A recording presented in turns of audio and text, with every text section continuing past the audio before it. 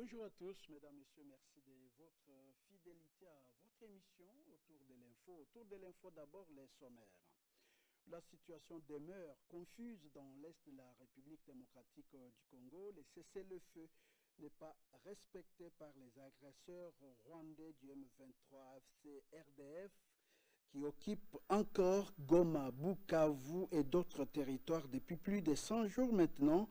Contre toute attente, les différents accords exigeant la cessation des hostilités et le retrait des troupes rwandaises du sol congolais restent lettre morte. Même la résolution 2773 du Conseil de sécurité de l'ONU n'est pas respectée. Pourtant, sur le terrain, les rebelles continuent à tuer, massacrer, violer des femmes, voler et piller les ressources minières. Et le niveau de criminalité demeure inquiétant. Que faire? Analyse, critique et commentaires, c'est tout de suite. Nous sommes en train de négocier pour rétablir nos relations diplomatiques avec le Rwanda. Ce sont là les propos du président de l'Assemblée nationale de la République démocratique du Congo, Vital Kamerhe, s'exprimait ainsi aux assises de l'Union interparlementaire en Ouganda. Pensez-vous qu'il soit nécessaire et urgent de renouer les relations diplomatiques avec le Rwanda? La réponse est tout de suite dans cette émission. Nomination et permutation au sein de la police nationale congolaise. Blaise Kilimbalimba va désormais occuper la tête de la police du Haut-Katanga et il sera remplacé par le commissaire divisionnaire adjoint Israël Kantoubakoulou qui va commander la police nationale ville de Kinshasa. Que faut-il espérer de ce changement? Analyse, critique et commentaires, c'est tout à l'heure. Voilà, la charpente de cette émission autour de l'info est en direct. Vous voulez participer à l'émission? Écrivez-nous au numéro qui s'affiche au bas de vos écrans. Madame, Monsieur, merci et bienvenue dans votre émission. Voilà, mesdames, messieurs, encore une fois, bonjour. Nous nous retrouvons à ce rendez-vous autour de l'info, ce mardi 13 mai 2025. Nous sommes là avec trois sujets. D'abord, la situation actuelle dans les espaces occupés par les agresseurs rwandais M23 AFC. Et puis, l'analyse du discours du président de l'Assemblée nationale à l'Assemblée interparlementaire. Et puis, sur le plan sécuritaire, il y a nomination des officiers supérieurs de la police nationale congolaise. Est-ce que ces nominations pourront apporter la protection, l'ordre, la discipline, la sécurité des citoyens congolais? Voilà. Les trois sujets, déjà avec deux invités sur le plateau. À ma droite, Eri Massimbo, anthropologue, chercheur et analyste politique. Bonjour Eri. Bonjour cher Gustave. Merci d'avoir accepté notre invitation. Tout le plaisir pour moi. D'accord. Et puis Crispin Longomba, qui est journaliste. Bonjour Crispin. Bonjour Gustave. Merci de votre présence dans cette émission. C'est moi qui vous remercie. Il y a Suleiman Onehesse qui pourra nous rejoindre, Teddy Fitou également, qui pourront nous rejoindre, pourquoi pas Fedi Mukendi. Ils sont en route en train de venir et l'émission commence. La situation reste confuse, nous l'avons dit au sommaire. On ne comprend pas pourquoi ça doit être ainsi. Aucune disposition ni des accords, ni issus des négociations, des Doha, des Lomé, et même la résolution 2773 qui englobe le tout. Ces dispositions ne sont pas respectées et sur le terrain, la situation reste confuse. Crispin Longomba, comment vous apercevez cette situation? Merci beaucoup Gustave. Je crois que vous avez suivi autant que moi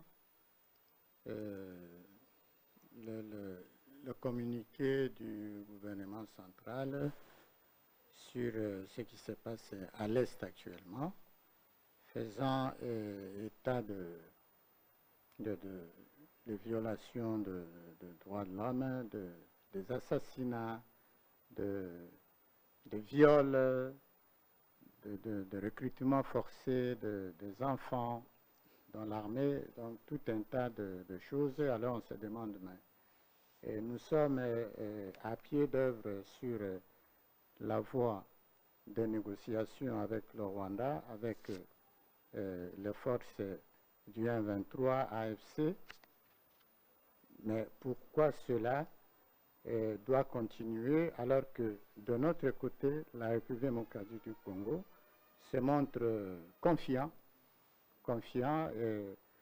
au pourparler et surtout aux initiateurs de ce pourparler-là.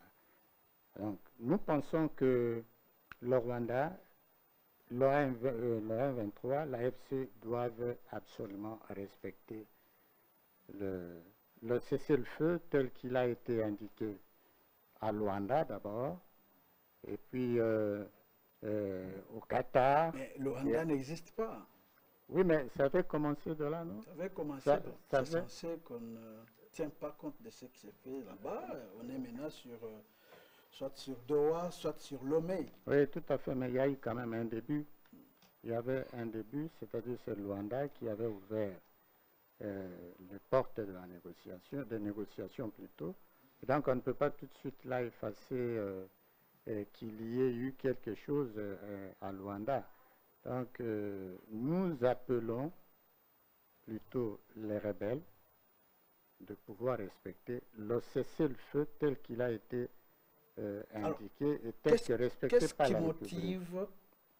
Qu'est-ce qui motive les rebelles à pouvoir continuer à semer les désordres, à piller, à voler, alors qu'il y a des accords? Les M23 est représenté à Doha, le Rwanda est de l'autre côté à Washington, mais bon, on ne comprend pas. Selon vous, qu'est-ce qui peut... qu'est-ce qui motive, qu'est-ce qui stimule les rebelles à résister, à rester dans leur vision de tous les jours, de piller et puis de prendre des villages et ainsi de suite? Oui, c'est tout simplement l'orgueil, l'euphorie et puis l'entêtement. Le Rwanda, les rebelles sont tout simplement en train de s'entêter. Parce que la situation telle qu'elle se présente aujourd'hui, sur le plan international et avec l'implication des États-Unis, avec l'implication du Qatar, c'est difficile aujourd'hui pour le Rwanda, pour les forces négatives, de pouvoir réussir. Donc ils sont tout simplement en train de s'entêter, mais l'entêtement a quand même un prix à payer. Et nous osons espérer que ceux qui sont aux commandes de négociation, ils sont en train de voir, ils sont en train de vivre et d'entendre tout ce qui se passe à l'Est. Nous espérons et qu'ils vont s'investir pour que cela puisse cesser, parce qu'on n'est plus prêt à accepter que le peuple congolais soit continué à être décimé. Lorsqu'on est à la table des négociations et que l'autre partie continue à massacrer, à voler, à tuer, à commettre des violations graves. Il y a même un rapport des OCHA qui indique que du 15 avril jusqu'à hier, je crois, il y a à peu près 20 personnes tuées, assassinées. Et vous avez suivi ce qu'on a arrêté encore, ce qu'on a pensé être les FARDC qui ont été présentés comme quoi ce sont eux qui sèment les désordres, les troubles, alors que ce n'est pas ça la vérité. Et l'ennemi continue à massacrer. Comment vous analysez encore ça? Je suis encore avec vous. Oui, je suis en train de vous dire que... C'est de la poudre aux yeux, ce qui s'est fait? Non, je ne pense pas. Je ne pense pas. On doit rester confiant aux accords. Oui, je ne pense pas que les États-Unis, avec l'administration Trump, puissent se complaire dans cette histoire-là. Je ne pense pas non plus que ce qui se passe au Qatar, soit quelque chose de hasard, et tout simplement de l'orgueil du Rwanda, de l'orgueil du M23. Il n'y a rien et ils ne peuvent plus lever leur tête par rapport au niveau auquel nous sommes arrivés. Nous observons l'orgueil. Non, on n'observe pas. Je ne pense pas qu'on observe, parce que nous avons quand même la possibilité de défense. D'accord. Alors, Eri Massimbo, oui. Vous dites la même chose que Crespin, ou bien vous avez un son contraire? En fait, je crois parfaitement au processus de Doha et au processus ou aux manœuvres de New York, de Washington, tout ce qui se font là-bas. Nous croyons que la lancée diplomatique telle que dirigée par le chef de l'État va nous donner des résultats escomptés par rapport à cette guerre qui nous est imposée injustement par le Rwanda et toute la sous-région. Vous croyez encore à la diplomatie? Bien évidemment, on peut pas renoncer à tout. Comme le chef de l'État lui-même l'avait dit, on ne peut pas renoncer à tout. Il y a le front diplomatique, il y a le front militaire. Mais en même temps que nous sommes dans le front diplomatique, on ne peut pas abandonner aussi le front militaire.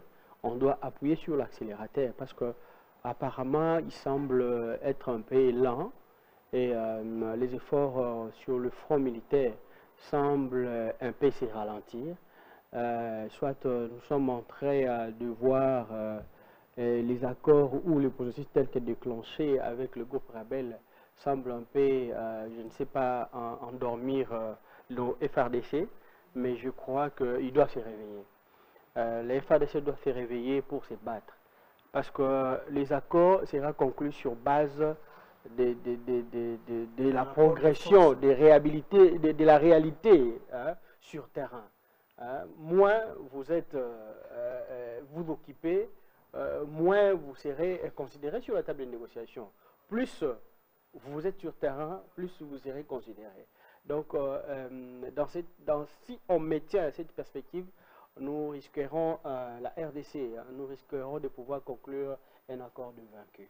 Donc, je crois que le chef de l'État lui-même, en tant que commandant suprême de nos forces armées, le ministre de la Défense, ainsi que tous ceux qui sont commis pour peaufiner les stratégies militaires et aussi mobiliser les troupes, ils doivent le faire le plus rapidement possible pour que nous puissions avoir un avancée significative sur le terrain. Parce que si on n'avance pas, les rebelles, on doit se le dire, ils sont en train d'avancer. Ils sont à quelques mètres, à quelques kilomètres d'Ouvira. Donc si Ouvira aujourd'hui tombe, ça sera une avancée pour les troupes de Paul Kagame.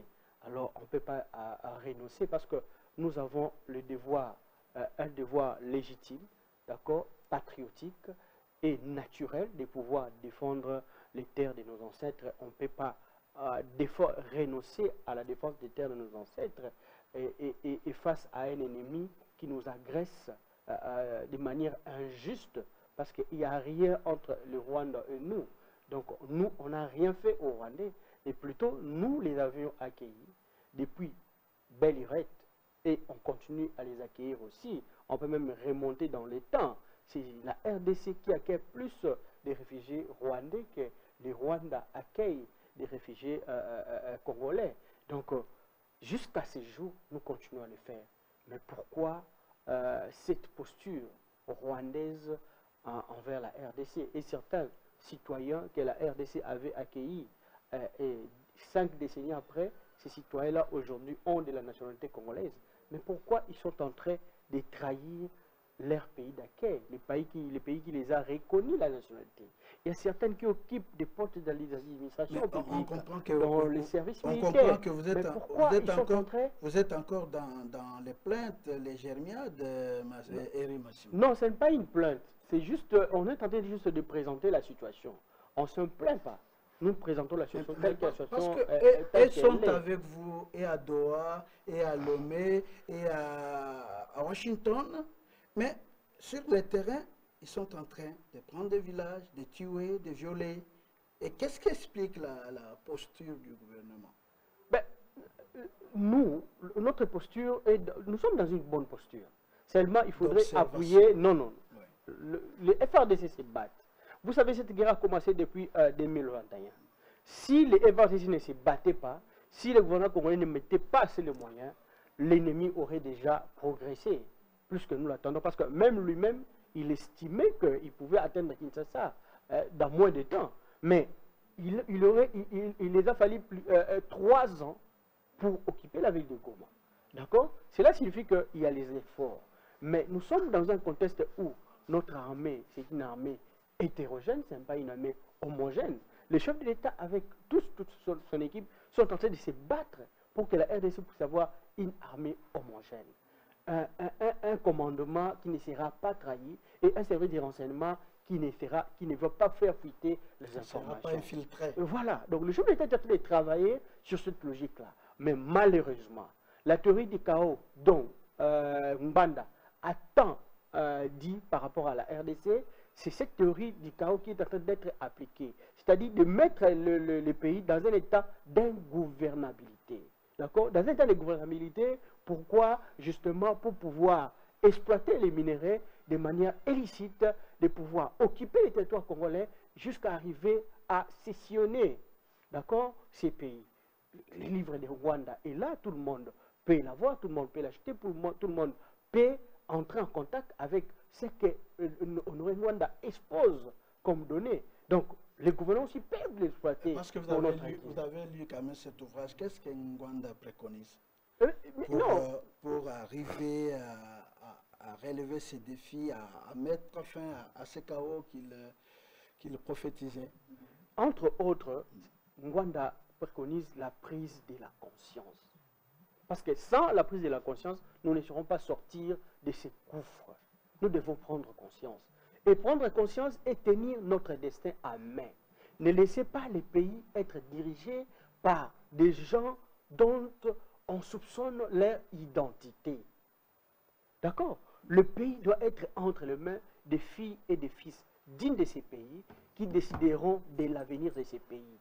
Ne laissez pas les pays être, le destin de notre pays être décidé par les autres. C'est ce que Rwanda dit. Donc la suprématie congolaise doit dominer sur tout, sur toutes les lignes, sur tous les fronts. Nous ne pouvons pas céder à certaines intimidations, à certains brebis galeuses de la nation qui essaient de manipuler les Congolaises et Congolais pour l'intérêt de l'ennemi. Nous devons nous battre nous-mêmes et nous affirmer en tant que peuple. Vous avez suivi Crispin qui a parlé du communiqué du gouvernement qui dénonçait les violations des droits de l'homme, n'est-ce pas, Crispin? Des assassinats, des viols, d'enrôlement forcé. On peut se limiter à dénoncer. Non, la dénonciation, oui, on doit le faire parce que au sein du gouvernement, il y a un ministre qui est chargé du droit humain. Donc, les ministères doivent identifier les cas de violation des droits humains pour le présenter à la population congolaise et mettre à la place publique. Est-ce suffisant? Mais non, ce n'est pas suffisant. C'est que chaque compartiment de notre gouvernement, chacun fait son travail par rapport à son secteur. Donc, dénoncer, cela ne veut pas dire que vous croisez les bras. Non, ils travaillent. On doit identifier les Congolais qui sont... Je vous rappelle, même l'un de leurs propres journalistes de l'autre branche rwandaise, Kachuva, a même identifié des cas de jeunes Rwandais, d'accord, qui traversent la nuit les Rwandais pour la RDC pour venir commettre des forfaits. Ils viennent avec les armes. Aujourd'hui, quand vous attendez quelqu'un parler de Kinyarwanda dans les villes sous-occupées, vous devez faire très attention. Parce que quand ils entrent dans les maisons, ils ne parlent que de Kinyarwanda. Ils assassinent, ils tuent, ils dépouillent la population de tout ce qu'ils ont. D'accord? Donc nous devons faire très attention. Parce que le Rwanda aujourd'hui, même au vu des zones qui sont sous occupation, les groupes rebelles là, Nanga et consorts avec les troupes rwandaises ne sont pas bien vus par la population locale. Ils ne sont pas bien vus. Ne sont pas bien accueillis par la population. Donc c'est cette population qui est victime du jour le jour. Rappelez-vous récemment ici, lorsqu'ils ont fait des porte-à-porte, Ils ont fait sortir des gens, ils ont tué des gens, ils ont pris les jeunes, ils les ont exposés sous la pluie. D'accord? Ils les ont torturés. Soi-disant, ces jeunes-là sont des jeunes qui commettent des forfaits. Alors que de l'autre, dans leur propre camp, il y a un journaliste qui donne des renseignements, d'accord, contraires à ce qu'ils présentent. Pourquoi les États-Unis qui pensent nous venir en aide, intervenir pour assurer la sécurité, pourquoi ils n'interviennent pas avant la conclusion de l'accord? Pourquoi? Voyons voir les choses comment est-ce que ça va. Je crois fermement que les Américains ne viendront pas pour défendre la population congolaise. D'accord? Les Américains viendront pour leurs propres intérêts. Les Américains ne viendront pas pour être au front. D'accord? Pour faire couler leur sang au profit des Congolais.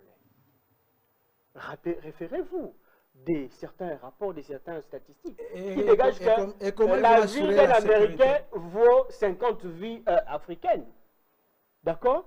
Les gens qui pensent comme ça, pourriez-vous accepter un instant qu'ils viennent ici chez nous pour pouvoir laisser leur peau pour les Congolais? Vous ne croyez pas? Ils font des calculs. Un Américain vaut 50 Africains. Vous ne croyez pas? Une vie américaine vaut 50 vies africaines.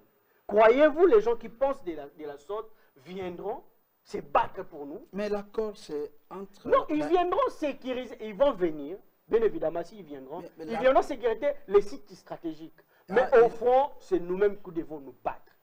Personne d'autre ne pourra libérer un peuple. On est échange minéraire,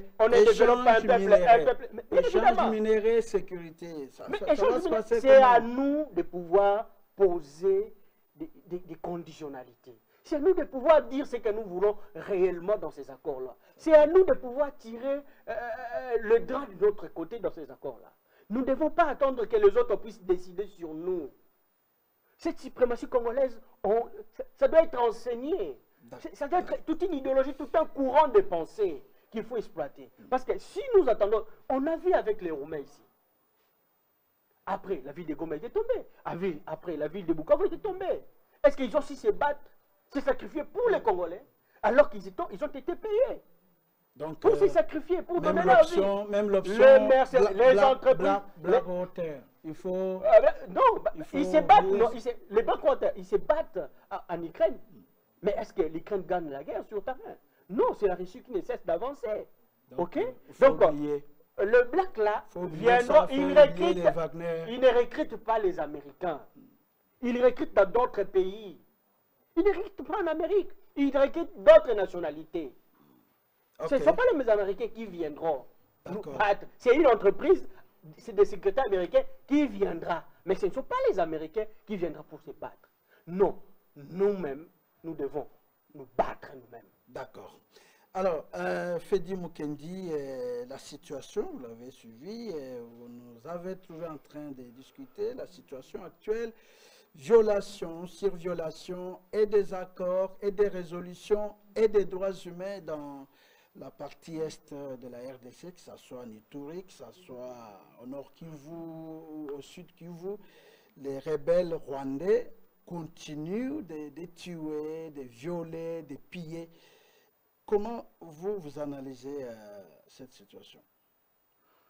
Merci, M. Gustave. À vous entendre parler, c'est comme si vous-même vous êtes très fatigué par rapport à la situation et vous pensez que c'est fini pour la RDC. Ce n'est pas fini. Il faut retenir que jusqu'à aujourd'hui, il n'y a aucun accord qui a été signé, ni entre les AFC M23 et la RDC. Il n'y a aucun accord qui a été signé entre la RDC et le Rwanda. Il n'y a encore aucun accord qui est signé entre la RDC et les États-Unis. Nous sommes dans un processus de négociation pour arriver aux accords. Mais il y a quand même les déclarations des principes de part et d'autre. Oui, il faut faire la différence. Il faut faire la cessation des hostilités.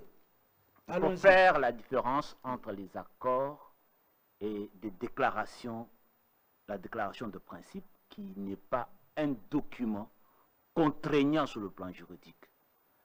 Ce n'est qu'un document qui prépare aux accords, qui montre la volonté des parties de vivre ensemble, de se respecter mutuellement pour arriver aux accords. Vous comprenez? Donc, si il faut comparer la situation actuelle et la situation avant que Qatar et les États-Unis interviennent, vous pouvez vous rendre compte qu'il y a une grande différence par rapport à l'intensité de violence à l'est de la République démocratique du Congo. Ça, il faut le noter. Mais ça s'est fait de manière silencieuse du côté rebelle qui continue à tuer. Je l'ai dit, il y a le rapport au chat qui annonce qu'il y a des tueries chaque fois. Apparemment, vous vous accrochez à ce que les M23 et AFC font. Il faut savoir que dans le processus de négociation, les négociations, c'est un processus.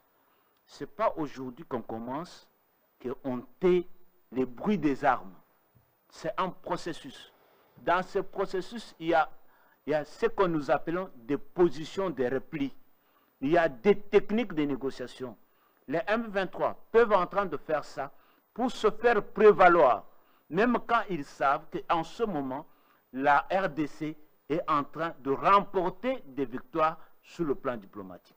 Parce qu'il faut vous rappeler que cette guerre, dans le temps, nous disions que la RDC était seule contre le monde entier, contre les multinationales, contre la communauté internationale. Aujourd'hui, ça apparaît clairement que la RDC est avec la communauté internationale et avec les États-Unis. Mais les États-Unis qui viennent à nos côtés, dans leur langage, ils ne prévoient pas finir la guerre par les armes.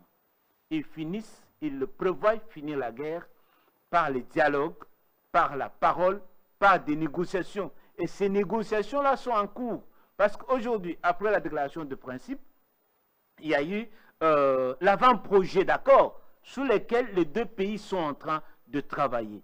Vous comprenez? Maintenant, les rebelles, pour se faire considérer, c'est ainsi qu'ils sont en train de faire ce petit bruit que moi je considère comme les serpents coupés en deux qui continuent à faire bouger sa queue alors que ce serpent est déjà mort. Quand vous dites que Kinshasa les laisse faire, ça veut dire qu'ils se sont battus hier et les jours suivants, ils ont pris Ouvira, ils ont pris Kisangani, ils ont pris tous les villages. Vous n'apprenez pas qu'il y a des affrontements entre les terroristes d'un 23 et les forces armées de la République démocratique du Congo. Est-ce que vous n'apprenez pas? Et dire que Kinshasa les laisse faire, c'est extrêmement grave que ça vienne de la bouche du journaliste. Lorsque vous dites que ce sont des petits bruits, mais on vous dit tel village est tombé, tes gens ont tué autant, et vous appelez ça petit bruit, vous ne comprenez pas quand même ce que vous dites. Vous voulez que je dise quoi? Ce sont des gros bruits?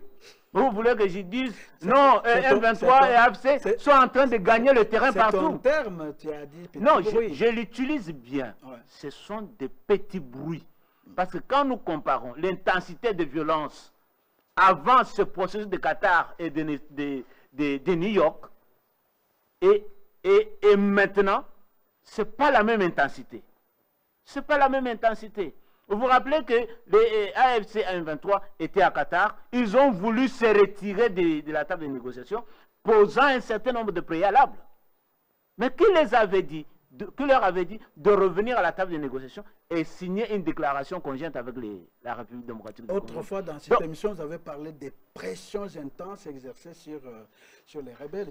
Vous avez répondu. Donc, ça veut dire... Pourquoi les mêmes pressions lorsque ces gens continuent à tuer, à commettre des bévues, les mêmes pressions pour leur dire d'arrêter? Les pressions sont intenses sur le Rwanda. Vous comprenez? Et c'est le Rwanda qui appuie ces terroristes d'un 23 AFC. Depuis que le Rwanda a des pressions, je dis que la violence n'a pas le même degré, n'a pas la même intensité. Ça, il faut reconnaître. Les négociations ne vont pas dire aujourd'hui les bruits des armes se taisent complètement. Non, c'est un processus. Ce qui est vrai et rassurant, c'est que nous sommes en train d'aller vers une véritable paix, comme le chef de l'État l'a dit. Nous sommes en train d'aller vers une véritable paix. Il suffit que les Congolais soient conscients, qu'on se mobilise derrière tout ce que le chef est en train de faire, et sur le plan diplomatique, et sur le plan militaire, et sur le plan politique.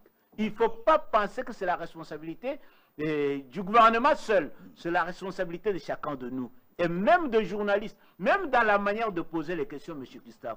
Il ne faut pas montrer comme si AFC a une certaine puissance sur la RDC. Non, AFC est déjà décapité, ça c'est très sûr. D'accord. C'est la queue du serpent qui bouge. Nous n'en avons pas pour longtemps pour que la paix revienne réellement à l'Est. Je suis la question, mais le gouvernement s'arrête à la dénonciation. Il ne faut pas dire que le gouvernement s'arrête à la dénonciation. Eric l'a dit, chaque ministère fait son travail. La dénonciation a une force pendant la guerre. C'est cette dénonciation que le ministère des Affaires étrangères est en train de faire, que le porte-parole du gouvernement est en train de faire, que le chef de l'État est en train de faire, que les gens considéraient comme des plaintes, qui a fait qu'aujourd'hui, les choses ont changé en faveur de la République démocratique du Congo.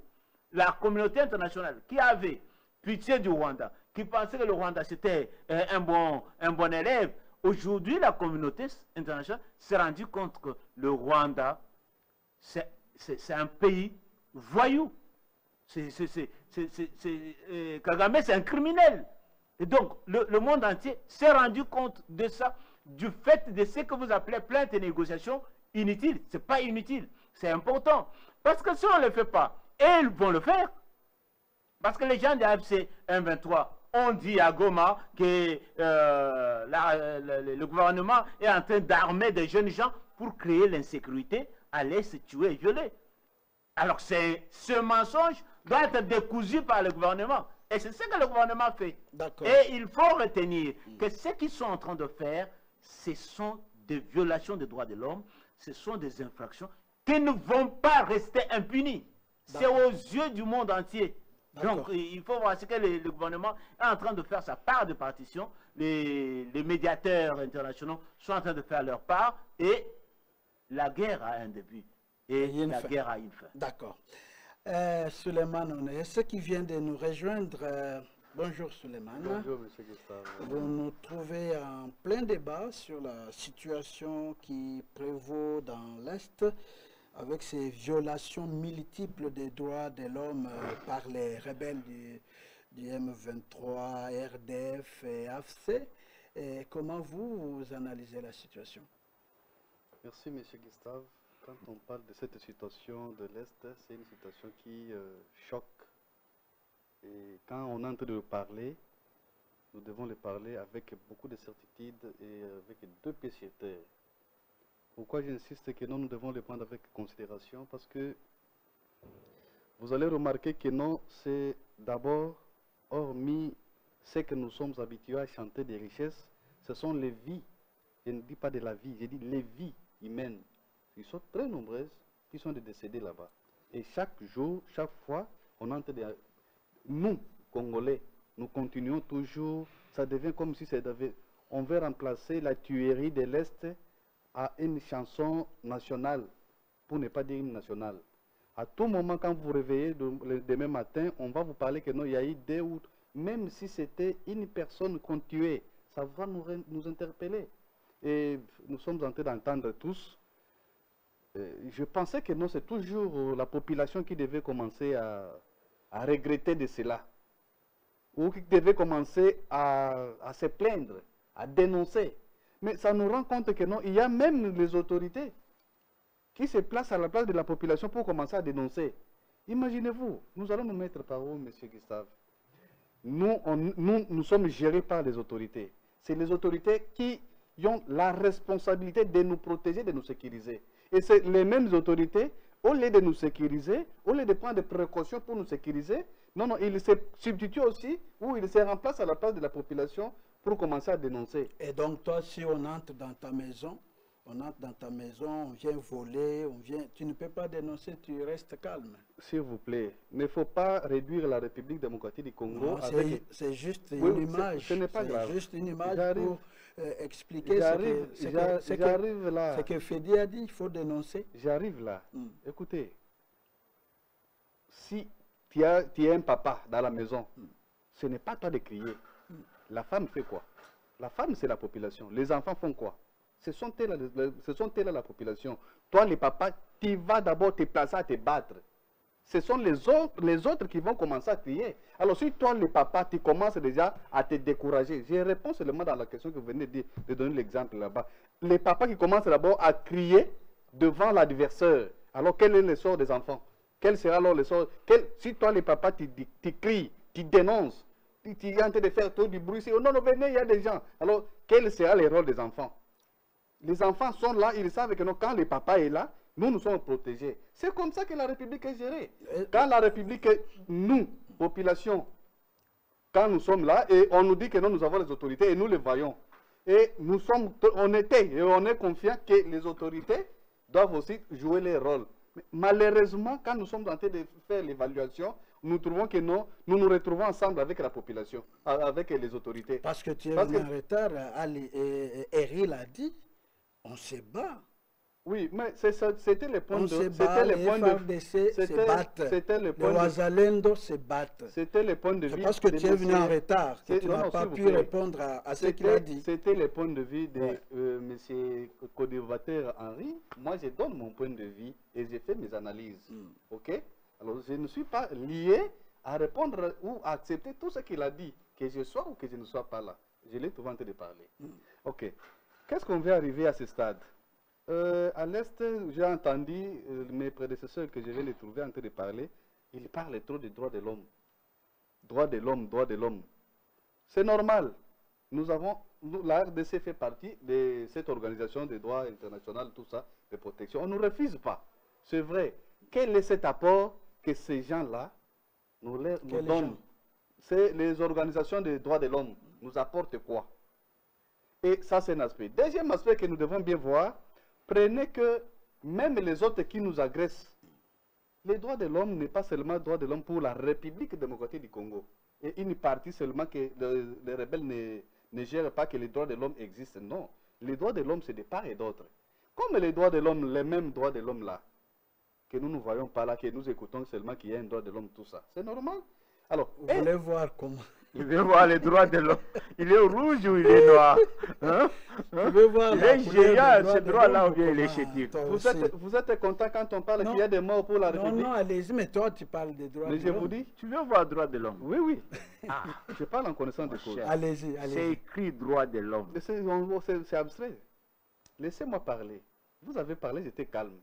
À ce qui concerne les morts de la population, de nos frères congolais, et nous trouvons que c'est normal. Quand chez nous on vient tuer, vous allez nous parler que nos droits de l'homme existent, c'est normal. Maintenant, nous aussi à notre tour, pour répliquer à cela, non, là, les droits de l'homme existent. C'est ce que je vais demander par là. On ne va plus commencer toutefois voir seulement de notre côté que nous sommes censés respecter les textes. C'est chez nous que nous connaissons beaucoup faire des discours, c'est chez nous qu'on connaît trop parler. Mais et donc, vous pensez qu'il faut attaquer, mais on attaque, on se bat. Monsieur Guissa, pourquoi vous ne voulez pas que j'achève et vous non, allez-y, parce qu'on veut déjà quitter les sujets. Il serait important que j'achève et puis achevez alors. Achevez. Ok. C'est que nous sommes en train de voir les autorités et on est en train de regretter, cette population est en train de regretter du fait que les autorités se placent à la place de cette population. Les Rwandais, j'ai entendu les prédécesseurs parler ici qu'il y a les jeunes gens qui quittent le Rwanda pour entrer chez nous, venir faire ce qu'ils sont de faire, des bavures qu'ils sont de commettre aujourd'hui. Alors nous aussi à notre tour, qu'est-ce qui empêche? Je suis sûr encore que les autorités rwandaises sont au courant que leurs frères, parce que les armes dont ils sont déportés, ce sont les armes des Rwandais. Alors, nous aussi à notre tour, nos autorités, nous allons rester toujours en train de dénoncer quelles sont les précautions que nous sommes en train de prendre. Vous allez prendre que je vais commencer un peu avec l'organisation sous-régionale qui avait commencé avec l'EAC. Il y a eu des sanctions, il y a eu des recommandations que nous avons parlé ici. Et nous, on était trop sereins. On disait, connaissant bien ces gens, ils ne vont plus respecter ce que nous allons faire. On est remonté sur la SADC. On est arrivé, SADC a donné, a donné encore des dispositions, des textes et tout ça, des recommandations qui ne sont pas toujours respectées par les autres qui sont de nos combats. Mais nous, les protecteurs, donc les respectueux des textes, nous continuons toujours à brandir seulement. Non, non, non. J'ai des textes ici. Alors, qu'est-ce qu'il faut faire? Je continue. Qu'est-ce qu'il faut faire? Nous sommes arrivés. J'ai dit je commence. Vous avez parlé, je n'ai pas parlé. Qu'est-ce qu'il faut faire? Parce que le temps, qu'est-ce qu'il faut faire? Au moment où je parle, les minutes Maintenant, se consomment vite. qu'est-ce qu'il faut Au moment où faire? les autres parlent, les minutes sont stagnantes.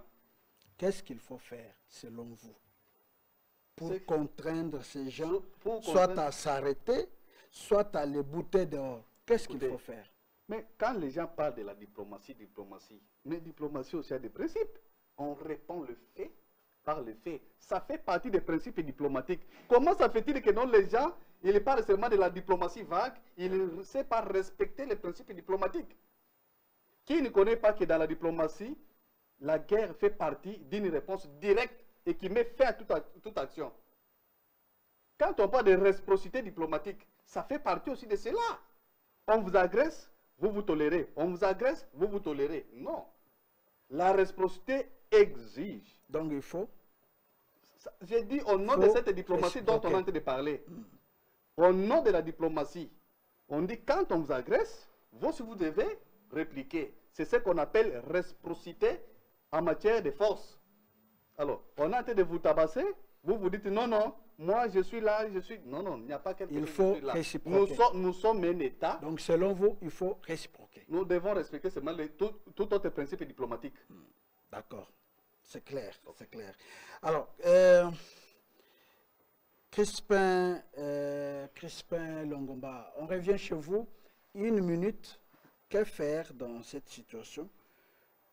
Oui, moi je crois que nous sommes sur la bonne voie. En dépit de ce qui se passe à l'Est, en dépit de violations du cessez-le-feu, parce que le cessez-le-feu avait été accepté par les partis, et sur le Rwanda, si le M23 font ce qu'ils font, c'est une violation. C'est une violation que nous n'acceptons pas. Qu'est-ce qu'il faut faire? Alors, qu'est-ce qu'il faut faire? Nous continuons la lancée diplomatique que nous avons déjà engagée et qui a déjà atteint un niveau considérable. Donc, Il faut encore reverser la population dans la rue, comme tu l'as toujours soutenu. Oui, mais tous les fronts sont bons. Tous les fronts sont bons, mais au moins jusque-là, il n'y a pas encore de faille sur le plan diplomatique. Et donc, vu le niveau auquel nous sommes arrivés. Alors, nous continuons, et il faut savoir que avec les États-Unis, notre deal avec les États-Unis, c'est quand même si on peut bien négliger, mais c'est quand même un aspect. Ne pensez pas que tout ce monde-là est en train de jaser. Non, c'est un travail qui se fait tant pour le gouvernement que des autres forces comme les États-Unis, comme le Qatar, comme l'Union africaine. Donc le travail est en train d'être fait. Si nous sommes arrivés au niveau où nous sommes aujourd'hui, c'est quelque chose, et ça il faut l'accepter. Et les dénonciations que le gouvernement fait, c'est tout à fait normal. d'accord. Parce que ça attire l'attention. Nous sommes en train de dire à la communauté internationale que voilà, nous avions accepté un cessez-le-feu avec le Rwanda, avec les rebelles, mais regardez ce qu'ils sont en train de faire. C'est une voie qu'on ne peut pas exclure. Et il faut aussi signer que le salut également dans cette diplomatie passe par ce que nous sommes en train de convenir avec les États-Unis sur l'exploitation minière. Il faut savoir que quand Félix Tshisekedi est arrivé au pouvoir, parmi les premières démarches qu'il avait menées, c'était de se rendre aux États-Unis d'Amérique. Et là, ils avaient signé un partenariat à 3 niveaux. Niveau sécuritaire, parce que les gens risquent de penser que c'est quelque chose qui est tombé comme le cheveu dans la soupe. Il y avait le niveau sécuritaire, il y avait l'investissement et il y avait la lutte contre les antivaleurs. Moi, je pense que c'est presque le même esprit qui est en train d'être renouvelé. Et Même donc, quand il faut être confiant. nous devons accélérer notre deal avec les États-Unis. Et c'est bien clair, c'est bien dessiné, c'est bien conçu. D'accord. Que c'est fait dans l'optique d'assurer la sécurité à l'est de la République, mais aussi il y a l'aspect économique qui entre en ligne de compte. Parce que quand il y a l'exploitation minière, à ce moment-là, ça génère aussi des recettes, ça va générer de l'emploi, c'est quand même quelque chose.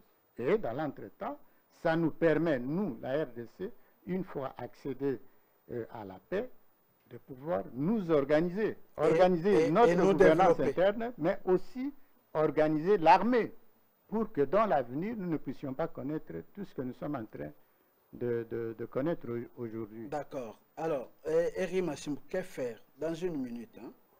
Qu'est-ce qu'il faut faire pour contrer ces aventuriers, ces violeurs des M23 à pouvoir cesser de commettre ce qu'ils sont en train de faire? C'est le Rwanda, M. Gista. Il ne faut pas marcher le mot. C'est le non, Rwanda. je ne marche pas. Voilà, c'est le Rwanda qui nous agresse, c'est le Rwanda qui est l'agresseur de la RDC. Parce que je ne vois pas un mouvement qui se dit congolais, composé de Congolais, se mettre à la chasse de FDLR.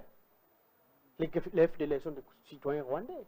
Mais pourquoi le Rwanda, depuis 1994 jusqu'à ce jour, le Rwanda ne déclenche pas le processus de DDR pour la démobilisation, les armements de démobilisation et la récession de FDLR? Pourquoi le Rwanda, on ne l'a jamais exigé à la scène internationale de pouvoir ouvrir l'espace politique de son pays? Pourquoi il ne le fait pas? Ni un processus pour la démobilisation et le désarmement des FDLR. Pourquoi? Pourquoi on n'a jamais exigé au Rwanda d'accepter les retours de ces citoyens qui sont sur le sol congolais? Pourquoi? Et aujourd'hui, ceux qui se disent congolais, et ils sont venus pour libérer les Congolais, ils ne cessent de tuer. Alors, pas plus tard qu'hier, monsieur Gustave, ouais, au quartier Jamaïque à Goma, toute une famille a été brûlée vive. Pourquoi? Parce que la maman avait refusé d'ouvrir les portes aux troupes rwandaises qui sont à la recherche de FDLR. Mais vous êtes au Congo, s'il vous plaît. Vous n'êtes pas au Rwanda pour chercher les FDLR. Les Congolais ne sont pas les FDLR, nous ne sommes pas des Rwandais, nous. Nous sommes des Congolais. Vous ne pouvez pas entrer dans nos maisons pour fouiller, chercher les FDLR. Et surtout, ce n'est pas écrit sur le front que tel FDLR, tel ne l'est pas. Alors, qu'est-ce qu'il faut faire? Je regrette beaucoup, M. Gustave, pour cette famille qui a été brûlée vif à Goma, au quartier Jamaïque. Une femme enceinte, ses enfants et son mari, et les membres de la famille qui étaient réfugiés, qui avaient trouvé refuge dans leur maison, ont été brûlés vifs. Pourquoi ils ont réfugié? Ils ont mis de l'essence, ils ont mis le feu. Ils sont partis. Ça, c'est atroce. Hein. C'est atroce. Donc, quoi de plus normal que notre ministre des Droits humains puisse recenser ces cas? Je ne vois pas pourquoi on est ces réfugiés-là. Donc, tous ces cas doivent être recensés pour être présentés. On doit faire les reportings tous les jours des actes de violence qui sont en train d'être commis à l'est de la RDC. Parce qu'il ne se passe pas un seul jour sans qu'un Congolais puisse être tué ou une famille de Congolais puisse être tuée. Jamais. Qu'est-ce qu'il faut faire? Nous devons nous battre. On doit prendre nos responsabilités. Ce ne sont pas les autres qui viendront apporter la paix dans ces pays. Non. Donc nous-mêmes, Congolais, nous devons prendre notre responsabilité. Au-delà des coopérations, au-delà de tout ce que nous pouvons voir avec les autres, mais nous devons prôner la suprématie congolaise. D'accord. Alors, Fedi Mukendi, que faire dans cette situation qui est complexe et qui fait mal, hein, quand on tue nos frères, quand on massacre, on brûle. C'est que j'ai dit, il y a les images sont là. Ça fait mal. Les images sont là. Ça fait très mal. Ce qu'il faut faire, M. Gustave, au moins les conformistes, c'est d'appeler tous les Congolais à parler d'une seule voix. On ne devra pas, en train de chercher que la paix revienne au Congo, mais en train de tirer sur ceux qui se battent, qui ne ferment pas l'œil pour que cette paix revienne. Ils sont dans les avions tous les jours, ils dorment à 1 h du matin pour que la paix revienne. Tous les Congolais, nous devons être unanimes. Quand le ministère des Droits humains fait son travail, parce que monitorer la violation des droits de l'homme, dénoncer la violation des droits de l'homme et porter plainte pour la violation des droits de l'homme, ça fait partie des missions du ministre des droits de l'homme. Ce n'est pas des plaintes comme un petit enfant qui se plaint. Non, cher ami. Et donc, il fait son travail et ce travail, je l'ai dit, a apporté des résultats sur le plan diplomatique parce qu'au lieu que nous soyons seuls contre tout le monde, maintenant, tout le monde est pour nous et contre le Rwanda. C'est déjà quelque chose qu'il faut féliciter. Mais cela ne nous appelle pas à croiser les bras. Je crois que le ministère de la Défense... Vous avez dit tout à l'heure qu'il faut que les Congolais parlent les mêmes langages. Que les Congolais parlent les mêmes langages. Donc là, que l'on puisse... Je veux dire que les Congolais parlent le même langage. Qu'on puisse demander aux amis de l'opposition de comprendre la question de la guerre, ce n'est pas une question de conflit interne. S'il s'agit d'une agression d'un pays extérieur contre notre propre pays. Donc tous, on devait se mettre ensemble pour lutter contre cette agression. Mais c'est pourquoi pour lutter contre cette agression, ça ne demande pas, ça selon mon point de vue, pour lutter contre cette agression et mettre fin à cette guerre, ça ne demande pas le dialogue. Ça demande alors, mais les mêmes langages, là, on va parler comment? Mais nous soutenons nos institutions. Les institutions légalement établies. On soutient le président Tshisekedi, qui est le commandant suprême des FARDC et magistrat suprême. Nous soutenons le gouvernement, nous soutenons les FARDC, les Ouazalènes, qui se battent au front jusqu'à ce que la guerre se termine. En ce moment-là, si nous avons des problèmes internes, nous allons en parler en congolais. Que faire une diversion, faire croire à la communauté internationale qu'il ne s'agit pas d'une guerre d'agression, qu'il s'agit de problèmes internes. J'ai suivi ce foutu de déclarations que moi j'ai critiqué à longueur de journée. Il s'agit de la guerre d'agression. Pour répondre à la guerre d'agression, il ne s'agit pas des arrangements internes, il s'agit que le Congolais se batte contre un pays. Vous voyez? Donc ça, c'est mon point de vue. D'accord. En plus de ça, il faut que nous puissions soutenir ces efforts diplomatiques. Ouais. Parce que, jusqu'à preuve du contraire, l'intensité de la violence qu'il y avait avant ces revirements des situations, des sanctions contre le Rwanda, la pression sur le Rwanda, l'intensité de violence qu'il y avait, ce n'est plus la même intensité aujourd'hui. D'accord. Alors, nous passons, nous changeons de sujet. On avait commencé par vous. Laissez-moi, je gère, je le connais. Je t'avais déjà posé la question, tu as dit qu'il faut se battre. N'est-ce pas, Suleiman Onehese? La deuxième question, j'ai commencé par vous. Alors, donc, je connais comment ça se passe. Alors, le président Vital Kamerhe a été à l'Assemblée parlementaire de la francophonie, plutôt des Assemblée interparlementaire en Ouganda, là où il y avait autant d'assemblées, autant de parlements qui s'étaient réunis. Et là, il a fait un discours, et dans son discours, il a dit « Nous sommes en train de négocier pour rétablir nos relations diplomatiques avec le Rwanda ». Voilà, ce propos a fait le tour des réseaux, des médias. Qu'est-ce que vous pensez de ça? Est-ce qu'on peut encore en train de négocier pour rétablir les relations diplomatiques à peine qu'on vient de les rompre? Eric. Oui, vous savez, M. Vital Kamerhe, actuellement ministre, président de l'Assemblée, aujourd'hui encore président de l'Assemblée nationale, c'est la deuxième institution du pays.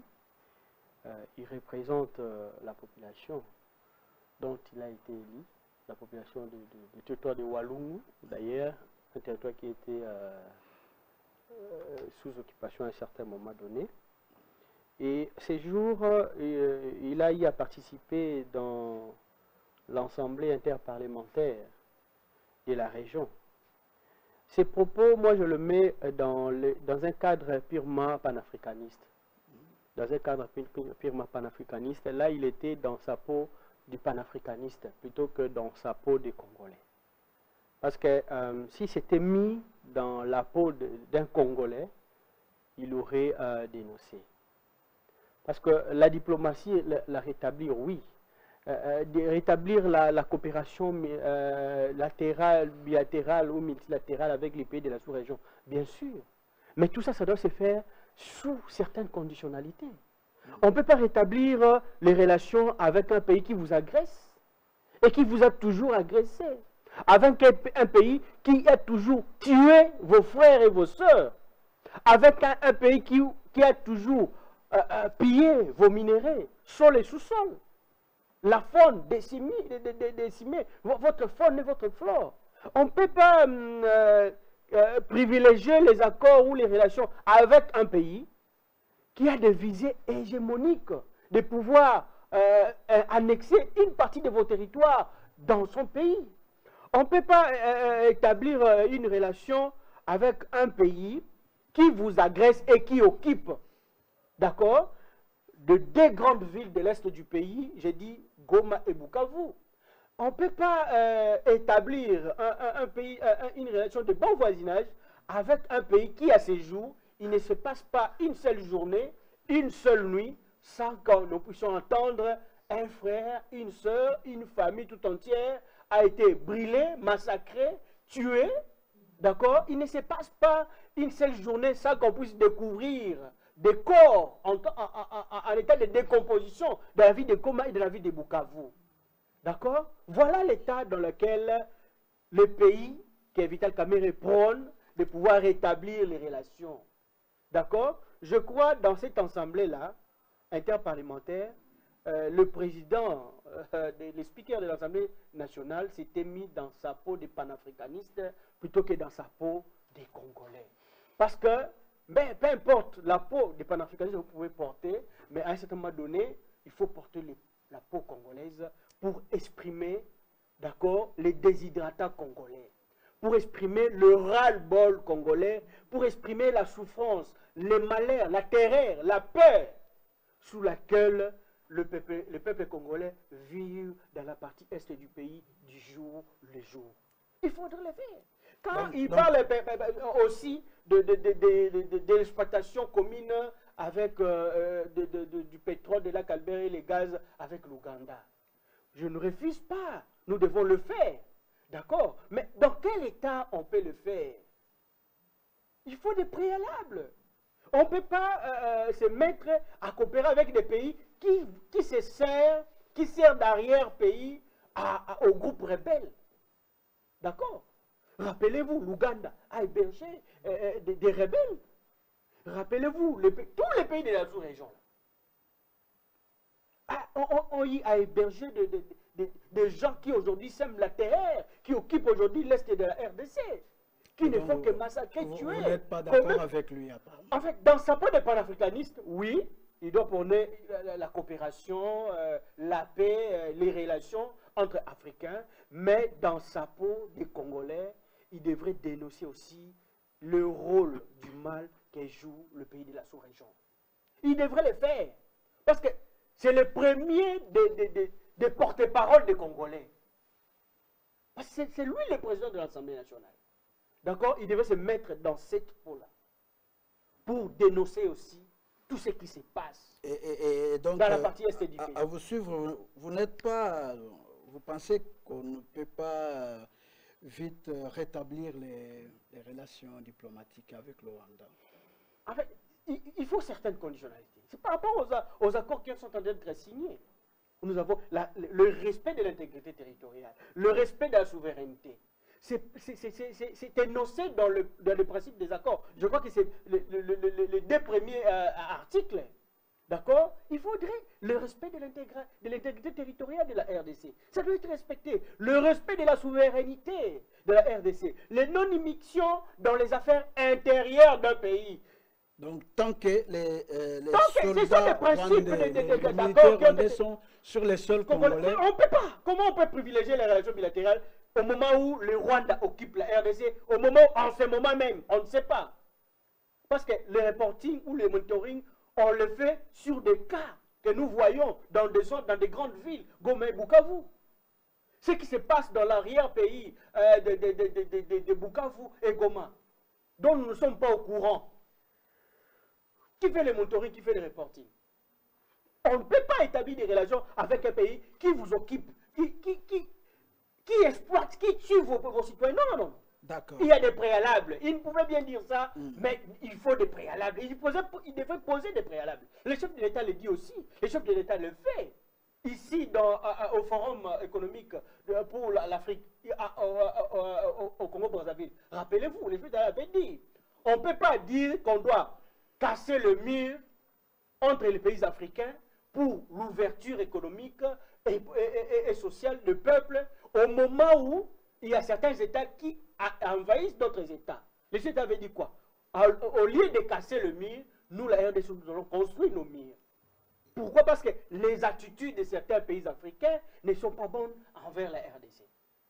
Et donc, je crois, après tout ça, on doit construire un mur entre la RDC et le Rwanda. On doit faire, si c'est nécessaire, pourquoi pas le faire? Vous soutenez Si l'idée, hein? Mais je soutiens carrément l'idée. Les États-Unis, quand les États-Unis le font avec le Mexique et les autres pays dont ils partagent les frontières, est-ce que les États-Unis sont pour autant faibles? Non. Quand les États-Unis, quand Trump dénonçait les accords commerciaux avec certains pays européens et chinois, la Chine et la Russie, est-ce que pour autant Trump est faible? Quand Trump le dénonçait parce qu'il était faible? Non. C'est le même cas aussi avec les RDC par rapport à ce qui se passe à l'est du pays. D'accord. Le chef de l'État a le droit de pouvoir les dénoncer, Ouais. mais en tant que commandant suprême, il prend des mesures pour pouvoir mettre fin à cela. En tant que le premier diplomate congolais, il prend des mesures pour pouvoir ramener la paix dans la partie est du pays. D'accord. Crispin Longomba. Ce qu'il faut, comme Kamer l'a dit là, on est en train, ça signifie les négociations sont en cours pour rétablir les relations diplomatiques avec le Rwanda. Oui, je considère ce point de vue vraiment hâtif, dans la mesure où la situation même que nous connaissons aujourd'hui ne nous permet pas encore de penser à une quelconque relation diplomatique avec le Rwanda. Parce que lui, il est élu, Vital Kamerhe, c'est un élu du peuple. Et que dit le peuple face à ce qu'il a déclaré là? Est-ce qu'il a essayé de scruter le fort intérieur de la population qu'il a élue Voilà. et découvrir ce qui bouillonne dedans? Voilà. Hein, moi, je pense que certaines choses ne doivent pas être dites si facilement et de façon aussi complaisante que ça. Voilà. Donc le Rwanda, aujourd'hui, encore que nous sommes en train de pousser vers de négociations avec le Rwanda, avec tout là. On n'a même pas encore trouvé un compromis là-dessus. Aucun accord n'a été signé, comme l'a dit mon frère. Aucun accord jusque-là n'a été signé avec le Rwanda, dans le sens de ramener la paix en République démocratique du Congo. Et donc, on ne peut pas aujourd'hui là faire allusion à ça. C'est impossible et on risque même de qualifier. Mais il a toujours lancé ça comme ça. La fois passée, il avait lancé, soi-disant, les chefs vont négocier. Mais il ne va pas vendre le pays. Ben, pour finir, on a négocié. Oui, mais... Est-ce qu'on va dire qu'il est encore un prophète de malheur ou il est prévoyant? On n'a pas encore négocié, non. Nous sommes en cours de négociation. Voilà, on n'a pas encore négocié. Mais nous sommes... D'ailleurs, on est en train de négocier. Les négociations sont en cours, on n'a pas encore négocié. Allez-y. Oui, je dis qu'il n'y a pas encore un accord précis dans ces négociations. Nous sommes dans le processus de négociation. Et donc, tant qu'on n'a pas encore atteint cet objectif-là, c'est-à-dire le retour total et intégral de la paix sur le sol congolais, on ne peut pas penser à une telle chose, à une telle réalisation. Donc, moi, je crois que c'est que Kamerhe allait faire, parce que vous avez intitulé ça la diplomatie interparlementaire.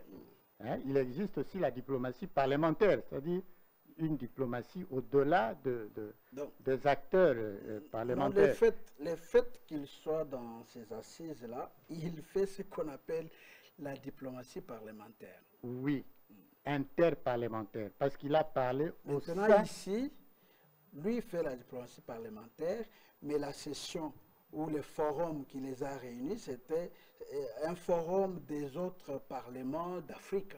Oui, D'ailleurs, c'était à ce une moment-là, tribune importante Ouais. pour pouvoir exprimer de vive voix voilà. ce qui se passe au Congo. ok. À ce moment-là, c'est pourquoi je parle C'était de une la opportunité. diplomatie interparlementaire, parce qu'il s'est adressé aux autres À ses parlements, pairs à ses d'autres pairs parlements. du Parlement. Et la diplomatie parlementaire, c'est lorsqu'il y sort du cadre parlementaire, il y va au-delà du Parlement jusqu'à atteindre des acteurs non parlementaires, d'autres organisations et structures internationales ou régionales. Donc, ici, ce serait pour lui l'occasion de parler réellement du Congo. Parce que le rôle même des parlements, le Parlement, même de par notre Constitution, a pour rôle de légiférer et de contrôler l'action du gouvernement. Ce qui fait que nous supposons, pas que nous supposons, mais c'est ça, que le Parlement peut influencer, ou si chaque Parlement pouvait influencer son gouvernement à revenir au bon sens, ça pourrait bien aller. D'où la diplomatie parlementaire comme interparlementaire n'est pas chose négligeable. Mais ça aurait été l'occasion, je pense qu'il a raté cette occasion-là malheureusement, l'occasion pour le président de l'Assemblée nationale de pouvoir parler réellement de ce qui s'est passé entre le Congo et le Rwanda et faire des dénonciations. Effectivement, il n'est pas empêché, s'il s'avère qu'avec le temps, que les relations, le Congo retrouve sa stabilité, son intégrité territoriale, il ne serait pas empêché plus tard qu'on revienne sur des relations bilatérales avec le Rwanda. Mais pour l'instant, là, on ne peut pas en parler. D'accord. Alors, Souleymane Onehesse, Oui. comment vous jugez, vous analysez ces propos de Vital Kamerhe? On est en train de travailler, de négocier pour rétablir les relations bilatérales, les relations diplomatiques avec le Rwanda. D'abord, ce que nous devons retenir, bien que ces individus-là continuent à nous faire ce qu'ils sont de nous faire là-bas, à massacrer notre territoire, malheureusement, il reste le voisin éternel. Jusqu'à ce que nous serons, dont tout le monde n'existera pas, même peut-être au paradis, nous serons toujours avec les voisins. Alors, maintenant, ce qui concerne ce que l'honorable... Même au paradis. Qui a déjà été là pour dire ce que... Mais ce que tu dis là, toi tu J'ai dit peut-être même au paradis. qu'on a tracé au paradis là, la RDC est ici, le Rwanda est ici. J'ai dit bien que... J'ai dit peut-être... J'ai dit même au paradis, nous serons des voisins. S'il vous plaît. J'ai dit ceci. Peut-être même au paradis, nous risquerons d'être de la même manière que ce sont des voisins. Peut-être pas, je n'ai pas précisé. Mais qui vous dit que vous serez au paradis? Et je n'ai jamais... Écoutez, même si nous... C'est un point de vue. Allez-y, Allez-y. Pas comprendre, vous voulez que je puisse dire. Alors même si ça devenait que... Souleymane, c'est un phénomène. Allez-y, allez-y. Au paradis, des voisins avec J'ai dit peut-être. J'ai dit peut-être. Okay, et personne n'a jamais été là pour venir nous dire que non, on va tracer comme ça. Non, non, on ne connaît pas. On dit peut-être, on suppose qu'on n'a jamais vécu. Donc, ce n'est pas un problème que vous pouvez tenir là longtemps. À ce qui concerne l'honorable président, sa sortie au niveau de ses confrères parlementaires, je pense que l'honorable président, souvent après avoir fait étudier un peu sa parole ou quand il vous parle, toutefois, il lance un mot et nous avançons avec des discours qui sont à l'encontre de ce que sera fait par le gouvernement. La première fois, avant que les autres là-bas, l'M23 et consorts, envahissent Bukavu, il avait dit quelque chose que nous devons dialoguer. Et nous tous ici, nous avons été très mécontents de cette proposition. Mais après un moment, lui-même encore sur le perchoir, il a dit que ceux qui ont l'habitude d'aller dire au président, il faut tenir le contexte dont il a de parler. Je pense que ce monsieur intelligent, et quand il a dit cela, il n'est pas le moindre. Est-ce que, avant de partir là-bas, il n'a pas causé avec le président de la République? Ils ont causé. Est-ce que, avant de partir là-bas, le gouvernement n'était pas au courant que non, le président devait partir là-bas? Ils ont aussi causé. Ils le savent. Donc, ce qu'il vient de nous dire, c'est ce qui sera fait. C'est ce qu'ils sont de voir. Après avoir pris un peu de Donc c'est ce qui sera fait. Et toi, comme analyste... Mais il faut certaines et toi, conditionnalités. Vous ne pouvez pas coopérer, établir des relations avec un pays qui vous envahisse. Non. Eric, vous n'avez pas de parole. Et toi, comme analyste politique, d'accord avec... Mais le problème, c'est quoi? Attendez, mais je te pose la question. D'accord qu'on puisse rétablir les relations diplomatiques. Mais il a déjà sitôt répondu à avec... cette question-là. Pardon? Il a dit que nous sommes des voisins éternels. Même au paradis, nous serons des voisins. Là, ce n'était pas la réponse à la question. Allez-y alors. Je n'arrive pas à comprendre. Allez-y, Suleiman. Prenez des stylos puis vous allez commencer à prendre. Il nous reste 10 minutes pour terminer l'émission. Non.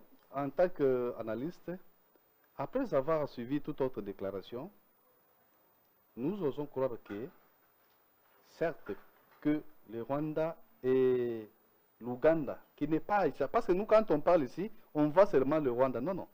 L'Ouganda aussi fait partie de ces gens-là qui sont de nous mettre mal à l'aise. Être en bon terme avec eux, oui, on ne refuse pas. Mais quand? À quel moment que nous allons parvenir à être en bon terme avec eux? Au moment où leurs milices quitteront le territoire national, à ce moment-là, nous pouvons maintenant rester ensemble avec eux. Quand ils quittent, nous aussi, s'il y avait des militaires de chez nous qui se retrouvent au niveau de Rwanda, qui se retrouvent au niveau de l'Ouganda, on va aussi les ramener. S'ils ne sont pas là, carrément, on reste avec des relations de voisins, c'est tout. On se regarde. Il n'est pas dit que non, parce qu'on est des voisins, forcément, nous sommes appelés à avoir de bonnes relations. Non. On peut seulement, chacun peut seulement occuper sa place et on se regarde de loin. C'est encore trop responsable. Tandis que vouloir se faire trop amis des autres, vouloir s'appeler des frères, voilà les conséquences qui vont nous amener. Donc il serait important, si ces gens-là, ou les deux pays qui nous agressent, quittent seulement notre territoire, de toutes les façons, nous maintenons notre poste. Et parce que on ne voit pas, j'avais posé la question la première fois ici, autrefois. Je demandais, je ne sais pas si nos autorités aussi peuvent nous dire qu'est-ce que la RDC gagne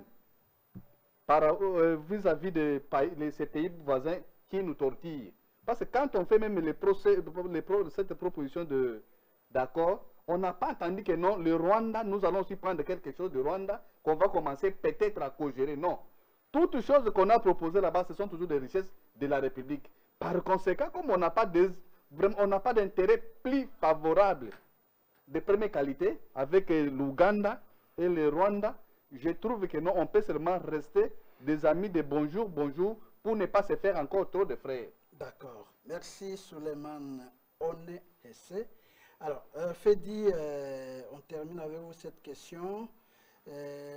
Rétablir si vite les relations diplomatiques avec le Rwanda, comme l'a dit le président de l'Assemblée, Vital Kamerhe. D'accord avec lui? Bon, moi je pense que je ne veux pas entrer dans des considérations politiciennes. J'ai suivi le président Kamerhe et ce qu'il a dit, il a dit que nous sommes en train de travailler. Il n'a pas dit que nous rétablissons les relations bilatérales et diplomatiques avec le Rwanda aujourd'hui. Et le travail qui s'est fait, c'est un travail qui s'est fait au niveau pays. Ce n'est pas seulement au niveau de l'Assemblée nationale. Ce n'est pas Kamerhe qui le dit, mais c'est ce que le pays dit. Si vous lisez la déclaration de principe de New York, des États-Unis, vous allez vous rendre compte que ce qui s'est fait, le but c'est de rétablir les relations diplomatiques entre les deux pays voisins. Donc, Kamerhe n'a rien dit de nouveau. C'est le travail qui se fait. Vous voyez, c'est le travail qui se fait. Quand on est en relation bilatérale avec un pays, ça ne veut pas dire que le Rwanda vient chez nous quand il veut, il rentre chez lui quand il veut. Non. Il doit respecter les lois de la République démocratique du Congo. Et quand la RDC veut aller au Rwanda, elle va respecter les lois du Rwanda. C'est des relations entre pays, ce sont des relations basées sur les intérêts. Je veux seulement dire que le président Kamerhe n'a pas dit il faut qu'on rétablisse les relations diplomatiques demain sans conditionnalité. Non, il y a des conditionnalités. C'est même pour ça qu'on va signer l'accord de paix entre le Rwanda et la République démocratique du Congo. Parce qu'un conflit a un début et une fin. Nous avons le conflit avec quel pays? Avec le Rwanda. Nous dialoguons pourquoi? C'est pour que le conflit finisse. Et quand le conflit finit, on va rétablir nos relations diplomatiques. Des relations diplomatiques ne veut pas dire que Mais le président... Suleiman a dit on gagne quoi au Rwanda? Au Rwanda, on ne voit pas ce qu'on va gagner là-bas parce que la RDC a tout. Pourquoi, on est en relation encore, avec le Kenya. Et on si est je en... prends aussi ce que Eri a dit, je vais vous passer la parole. Si on prend ce que Eri a dit, il dit on ne doit pas le faire si tôt avec des gens qui agressent le pays, qui tuent, qui violent, même si on peut terminer les conflits aujourd'hui et aujourd'hui, demain, rétablir les relations diplomatiques, ça, bon, lui dit je pense qu'il ne faut pas... Lui dit qu'il n'y a aucun intérêt, lui dit pas encore maintenant avec les agresseurs, lui aussi n'est pas d'accord. Je pense qu'il ne faut pas créer une confusion dans la tête des téléspectateurs. Moi, je ne dis pas qu'il faut qu'on rétablisse les relations diplomatiques demain, sans conditionnalité. Vital Kamerhe, je ne suis pas de son parti, j'ai suivi seulement son discours. Je ne suis pas son parti, je ne suis même pas son communicateur pour parler de lui, il ne me connaît pas. Vous voyez, je reste cohérent dans mes analyses. Pourquoi devons-nous signer une déclaration de principe avec le Rwanda aux États-Unis? Tous nous avons applaudi. Le Rwanda a fait un avant-projet d'accord de paix. La RDC a fait un avant-projet d'accord de paix déjà déposé. Nous attendons d'ici le mois de juin de pouvoir signer un accord de paix entre la République démocratique du Congo et le Rwanda. Le but, c'est quoi? C'est rétablir les relations diplomatiques. C'est la fin du conflit entre les deux États. Et s'il faut chercher... Je vais finir. Je vais finir. La guerre, c'est ça le conflit, non? La guerre, c'est ça la conséquence du conflit entre les deux pays. Vous comprenez? On demande, qu'est-ce que nous allons tirer au Rwanda? Qu'est-ce que nous tirons du Cameroun? Qu'est-ce que nous tirons de Guinée? Qu'est-ce que nous tirons de Nigeria? Qu'est-ce que nous tirons du Kenya? Parce que nous sommes en relation diplomatique avec tous ces pays. Ils ne font pas la guerre. Mais l'objectif de signer l'accord de paix, c'est finir la guerre. Rwanda retire ses troupes, retire ses supplétifs, et la RDC reste un pays souverain dont l'intégrité territoriale sera respectée. Pour venir chez nous, il faut obtenir un visa. Le Rwandais, pour venir au Congo, il doit obtenir un visa. Et quand il vient, il doit respecter les lois du pays. On va perdre quoi? Au contraire, quand ce Rwandais va venir, s'il est commerçant, il investit chez nous, il va recruter des Congolais. Je ne dis pas qu'il faut rétablir des relations diplomatiques demain, sans conditionnalité. Non, c'est dans le cadre des accords de paix qui sont en train d'être préparés pour signer. Je ne veux pas qu'on puisse mettre Kamerhe dans le feu, comme toujours. Dans le feu. Parce que, apparemment, je suppose qu'il travaille pour la République. Il travaille pour la République et de manière loyale, contraire. Vous supposez bien, vous confirmez. Je suppose. Allez-y. Je suppose. Parce que quand je fais l'analyse de cette prise de position, parce qu'un leader est celui qui dit des choses que tout le monde n'accepte pas le même jour. Il accepte peut-être demain. Il accepte après-demain. Quand il parle, les gens se mettent à réfléchir. Qu'est-ce qu'il voulait dire? Mais les intelligences, comme les intelligences de Fedi Moukedi ici, peut entendre que Kamerhe n'a pas dit que nous signons les accords aujourd'hui, la reprise des relations diplomatiques aujourd'hui, et dit que nous travaillons. Et c'est vrai que le pays travaille pour la reprise des relations diplomatiques, et c'est pour ça qu'il y a les accords de paix qui sont en préparation. Vous voyez? Donc, c'est un peu ça mon point de vue sur cette question. Mais avant de finir, vous allez m'accepter de souhaiter un anniversaire à mon fils. Parce que je dois partir. Je m'excuse. Mon fils, Glody Richard Kaloubi, il est né le 15 mai. Ça fait 15 ans qu'il est en vie. Je lui souhaite un joyeux anniversaire. Je voudrais que Dieu le bénisse, lui donne des ambitions et la force d'accomplir ses ambitions. Merci beaucoup, Fedi. Alors, je voulais seulement expliquer à mon frère, moi je suis congolais et je suis africain, noir, villageois. Chez nous, on nous dit ceci. Je ne sais pas si vous allez accepter que je parle, je vais traduire ça. Parle, mon cher. On dit ceci.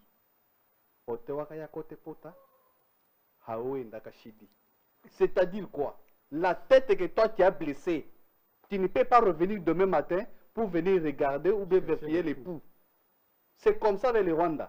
Les Rwandais, vous dites que non, nous allons chercher des relations, tout ce que vous voulez dire, les Français c'est normal. Mais moi, en tant que Congolais africain noir, je vous dis ceci, les Rwandais a déjà blessé notre tête. Et je ne vois pas comment on va encore donner la tête pour qu'il puisse venir encore revoir. Personne ne donne la tête. Hein. J'ai dit. On va l'interdire même de nous toucher. C'est ça. Les accords là sont faits pour ça. Terminons avec notre troisième sujet, nomination des officiers supérieurs de la PNC. Fedi Mukendi, comment vous analysez? On a quand même permité des généraux. Kilimba Limba est envoyé au Katanga. Et puis, quand tout Israël va gérer la police ville de Kinshasa, et puis il y a d'autres nominations à gauche, à droite. Vous, qu'est-ce que vous en dites?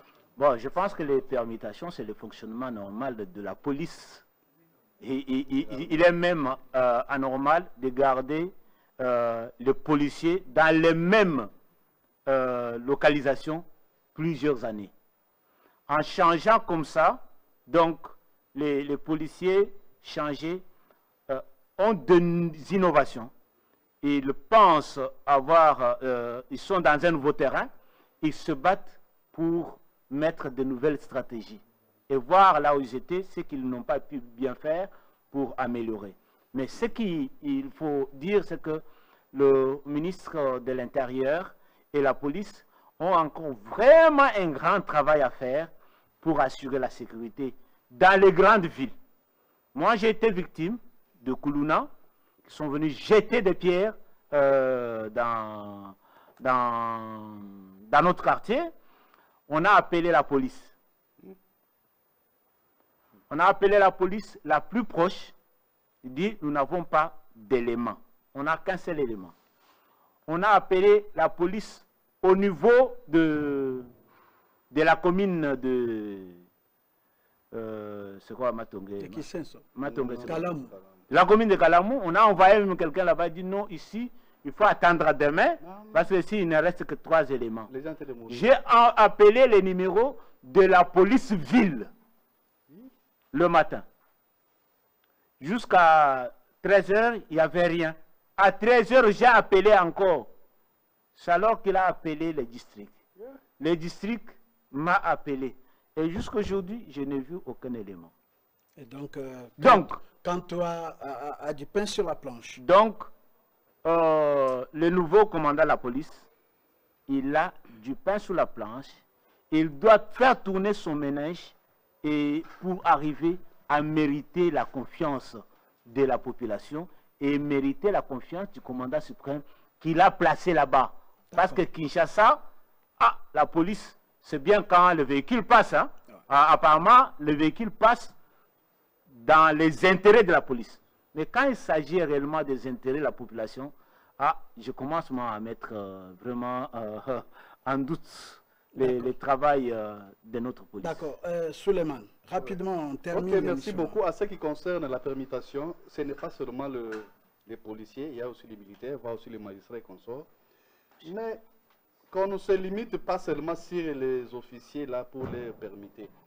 Il y a aussi des policiers, nos frères policiers, qui sont nés dans le même quartier et devenus policiers plus de 20 ans, toujours là-bas. Mais c'est possible aussi de les permuter. Mais encore quelque chose, nous avons parlé de cela au bout de moins de 3 mois qu'il y a eu cette permutation. Et encore, nous avons encore attendu autre permutation encore que on ne sait pas jusque-là lesquelles, ou bien peut-être c'est le deuxième qui vient abroger le premier. Ouais. Ok, si c'est le deuxième qui vient abroger le premier, ok, nous les saluons seulement, nous les félicitons. On peut croire qu'il y aura un peu la paix, la sécurité, la protection des personnes de l'air. Celui qui était là était bien formé. Et celui qui est arrivé encore est bien formé. Question est seulement de leur imposer la discipline à leurs agents. Ok? C'est question de discipline à leurs agents. Au moment où l'agent se retrouve déjà, c'est ça que je viens de parler. L'agent se trouve déjà familier dans les quartiers. Deux fois, il n'a pas encore de la crainte envers cette population. D'où vous trouverez que non, même si on est en train de vous agresser ici, il y a un policier qui est quelque part, et puis aucun monsieur qui va même... D'ailleurs, même les policiers vous passent. Et autre chose aussi, nous avons vu encore quelque chose que nous, la population, nous avons... Les débits, on avait un peu salué avec d'autres dotations de véhicules ici. Mais on pensait que non, ça pouvait être bien. Malheureusement, ces véhicules-là fait que de tour et de tour, on ne sent pas l'efficacité sur la population. Moi, je demande et je supplie aux autorités, les rigueurs qu'ils sont en train de tenir, de transporter les véhicules sur les routes, c'est comme ça les rigueurs qu'ils devaient tenir, de discipliner tout celui qui est à l'encontre de la loi et appliquer le travail de la police. D'accord. Alors, Eri, Oui. rapidement, la police, des nominations, et on peut penser à la sécurité, à la paix, à la protection. Une minute, on a fini. Oui, vous savez, la sécurité, la sécurisation des personnes et de leurs biens sont toujours des défis. Sont toujours des défis pour la police de pouvoir l'accomplir. Mais ce que le commandant de la ville province de Kinshasa, le commissaire divisionnaire, peut faire en ce moment, c'est de changer la perception que la population a de la police congolaise, surtout dans la ville province de Kinshasa. S'il arrive à changer cette perception, ça aura des impacts c'est de positifs. La population. Et La la perception que la population a envers la police et la perception que les policiers ont envers la population. Ouais. Comment est-ce que les policiers considèrent la population et le bien de la population? Et comment est-ce que la population maintenant doit apercevoir la police et le véhicule de la police? Quelle est la compréhension qu'il y a là? Parce que ces jours-ci, si au milieu de la nuit je rencontre un véhicule de la police ou un policier, la population a tendance à fuir plutôt que de s'approcher. D'accord. Crispin, on termine avec vous cette affaire de la police, nomination. Est-ce que le peuple peut pousser un ouf de soulagement avec ces permutations? Oui, la permutation, c'est une règle administrative normale dans le fonctionnement d'un système. Mais le plus important ici, ce n'est pas nécessairement la permutation. Le plus important, c'est l'action sur le terrain. Vous savez, nous sommes un pays où la présence ou l'autorité de l'État n'est pas sentie. Et cela n'est pas qu'à Kinshasa, c'est partout ailleurs, même à l'arrière-pays. En tout cas, on ne sent pas la présence de l'État. Et donc, je dis, mais lorsque vous prenez un voleur de Kinshasa, vous l'envoyez à Mbujimayi, par exemple, est-ce qu'il va cesser de voler? Non. L'important ici, c'est qu'ils comprennent le rôle qu'ils doivent jouer. Et l'important ici, c'est qu'il faut changer la conception des choses. Il faut changer le système dans lequel nous évoluons et même la police évolue. D'accord. Parce que le système, dès lors qu'il est mauvais, dès lors que la conception elle est mauvaise, nous sommes en train de naviguer à vue. D'accord. Voilà. Merci beaucoup. On a fini par là. Merci à Eri Massimbo. Merci à Fedi Mukendi. Merci à Suleiman One Hesse. Merci à Crispin Longomba. Merci à toute l'équipe technique. Merci à la réalisation. La suite au prochain numéro avec le même plaisir. Au revoir. Et